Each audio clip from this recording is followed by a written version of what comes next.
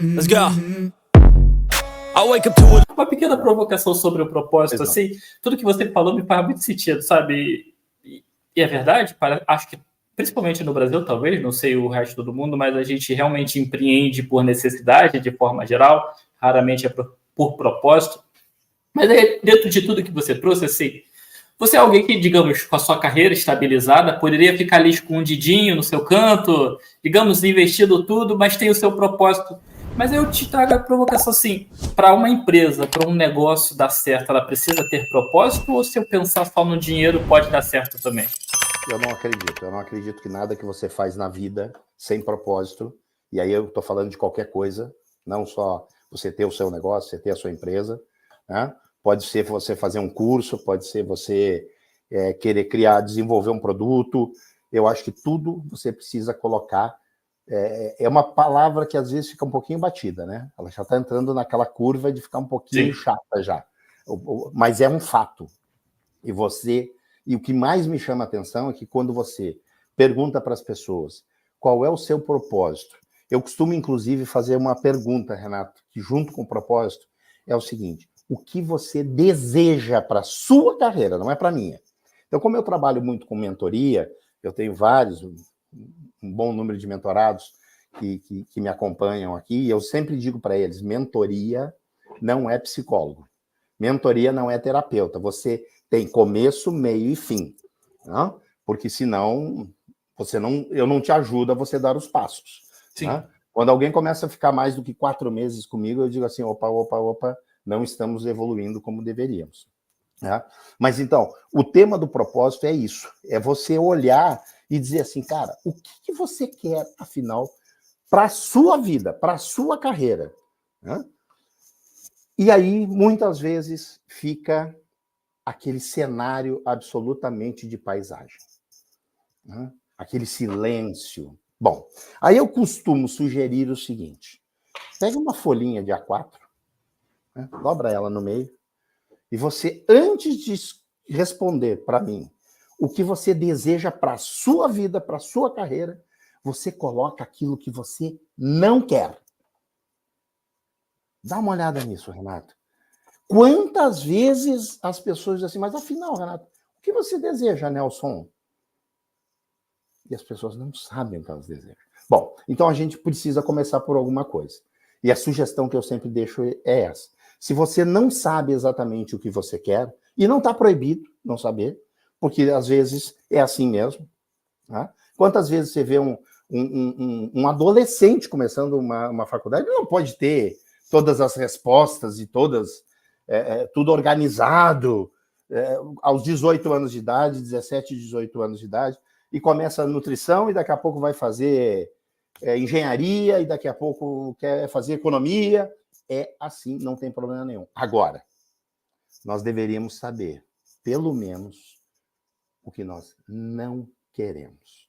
Aquilo que, sob hipótese alguma, nós não vamos aceitar passar na nossa vida profissional, eu diria até pessoal, mas eu tomo muito cuidado para não entrar no campo dos outros, né? Senão os terapeutas ficam me xingando por aí, eu dou meus pitacos, mas tomo cuidado. Mas eu acho que você saber o que você não quer é tão importante quanto aquilo que você deseja. Porque muitas pessoas estão fazendo, e por isso nós temos um enorme contingente de pessoas hoje, em todas as atividades, em algumas mais, adoecendo. Literalmente adoecendo. E esse é um dos meus propósitos. Por que pessoas com currículos maravilhosos, Renato, fantásticos, que investiram milhares de reais, se graduando, se pós-graduando, fazendo idiomas, se certificando nas suas atividades, e eu não estou falando só na atividade bancária, né? Um advogado, por exemplo, ele precisa da certificação da OAB, senão ele não pode advogar, não é verdade? Então há um esforço enorme, muito grande, tanto financeiro, né? E quantos vêm com muita dificuldade, porque vêm de famílias pobres, com dificuldade, para construir, para poder estudar, né? Para dar uma vida melhor para os seus, enfim.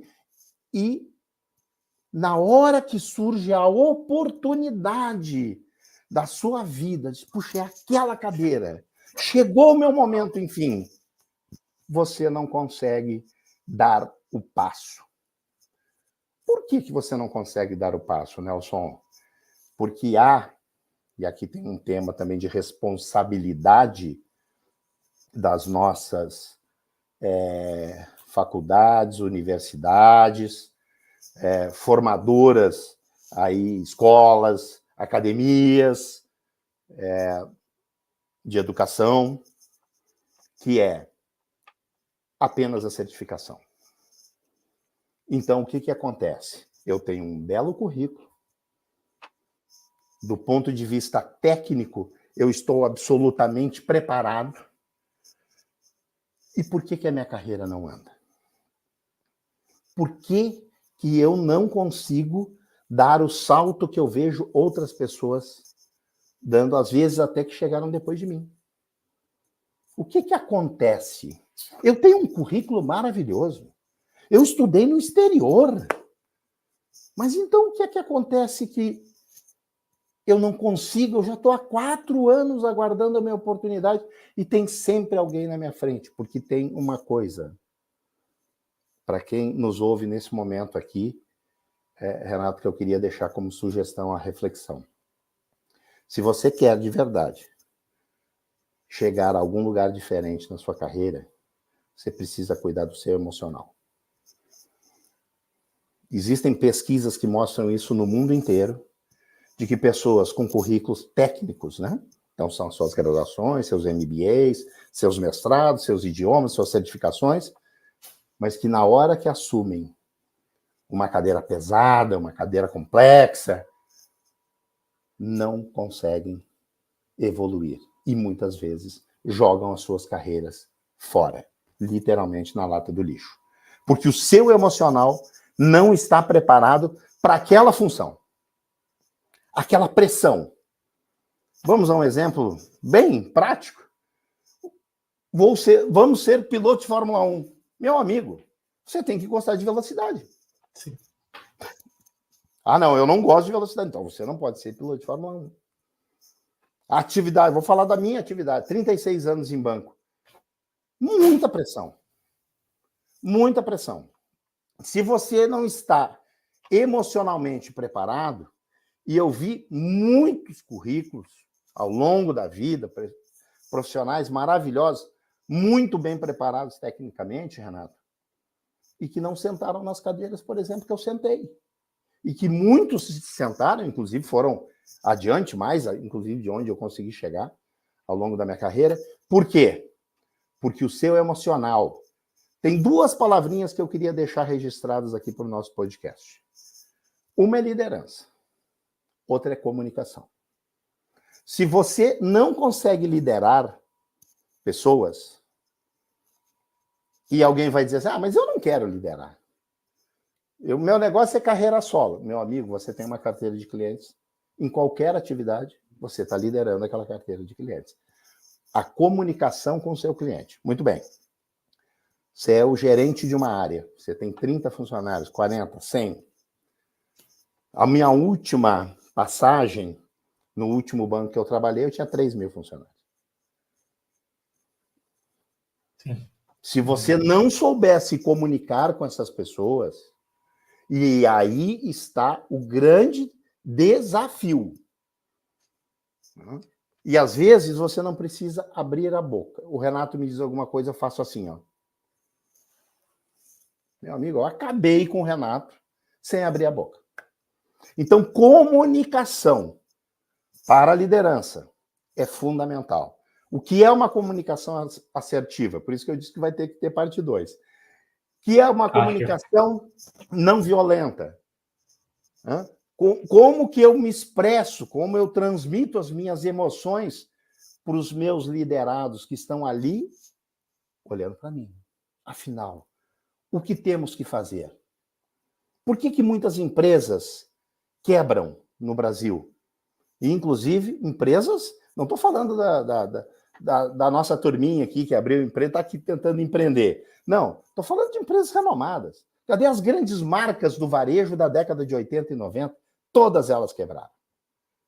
E eu vou dizer por que isso acontece. Por falta de liderança. Isso é algo que você, meu amigo e minha amiga que está nos ouvindo neste momento, atente para isso. Invista da mesma forma que você investiu na sua carreira, no seu... E está tudo certo.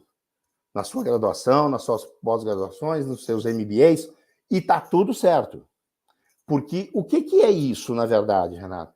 Isso é o ticket para você embarcar no avião. Esse é o ticket para você embarcar no avião. Se você não está graduado, pós-graduado, se você não fala pelo menos mais um idioma, se você não consegue se comunicar, você está fora. E você fez uma bela faculdade, com um nome representativo, e que qualquer empresa diz, nossa, o Renato formou aqui, que bacana. Aí você foi lá, você fez seu MBA, você vendeu coisas que você gostava para fazer, às vezes, o seu mestrado. E quando você vai desfrutar do seu momento, conseguir a cadeira que eu tanto esperava, você desaba completamente. Porque você não cuidou, você investiu no autodesenvolvimento técnico, mas você não cuidou do seu autoconhecimento. Sabe, Deus, que tudo que você compartilhou agora, assim, é um pensamento que eu tenho há muito tempo. Inclusive, eu falo isso quase todo dia no podcast, mas gostaria de ter tido essa conversa há uns 15 anos atrás, para eu perceber ali mais rápido a importância da inteligência emocional, digamos, da carreira, da vida. O que eu me coloco sempre questionando de uma forma geral, claro, eu posso falar pela educação brasileira, é como que isso ainda não foi percebido pelos, digamos, os catedráticos da educação, né? Porque me parece tão óbvio, e hoje eu vejo com muita convicção que todos os meus erros pode ter tido N motivos, mas o principal sempre foi a capacidade emocional que talvez eu não tivesse na época. Né? É verdade. Então, isso é algo... e nós estamos, quero ratificar aqui, nós estamos exatamente neste momento.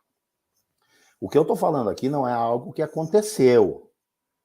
Não foi lá no início dos anos 2000, não. Nós estamos vivendo este momento. Nós nunca tivemos, vou falar um pouquinho agora do mercado financeiro, mas a gente toda hora acha alguém dirigindo Uber, formado e com 2 pós-graduações. E não tem nada de errado dirigir Uber. É uma profissão correta, como qualquer outra, em qualquer cenário. Mas eu imagino alguém que investiu tempo, investiu dinheiro, né? Tinha um sonho, e de repente chega lá e diz, o que aconteceu comigo? Por que eu estou fora da empresa? Por que eu estou sendo demitido? Por que eu estou sendo desligado? Por que eu não estou sendo promovido? Por que nunca chega a minha vez? Acredite, você e eu fiz isso, eu sei exatamente por que eu cheguei em algumas cadeiras que outros não chegaram. Porque eu tratei de cuidar do meu emocional, do meu comportamental. Então, é assim, se você chega na sua área, na sua gerência, na sua diretoria, na sua empresa, e as pessoas lamentam que você chegou, tá tudo errado, Renato. Eu trabalho com pesquisa de clima. Né? E muitas vezes o empresário não quer fazer. Porque ele não quer ouvir. Né? Let's go. I wake up to a